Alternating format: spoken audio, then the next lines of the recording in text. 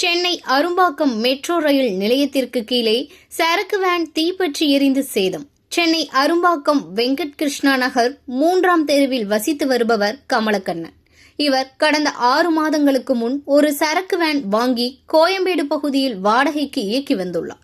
இந்நிலையில் இன்று அவர் தனது வீட்டிலிருந்து கோயம்பேடு நோக்கி செல்ல அரும்பாக்கம் மெட்ரோ ரயில் நிலையம் அருகே உள்ள நியூட்டன் வளைவை கடந்து சென்று கொண்டிருந்தார். அப்போது அதிவேகமாக வந்த டாரஸ் லாரி கமலக்கண்ணன் ஓட்டிய சரக்கு வேனில் மோதியது.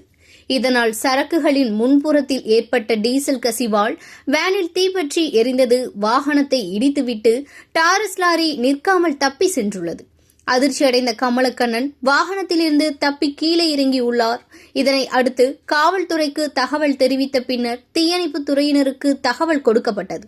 பின்னர் சம்பவ இடத்திற்கு விரைந்து வந்த தீயணைப்புத்துறை வீரர்கள் தீயை முழுமையாக அணைத்தனர். பின்னர் இச்சம்பவம் குறித்து சூளைமேடு போலீசார் விசாரணை மேற்கொண்டு வருகின்றனர்.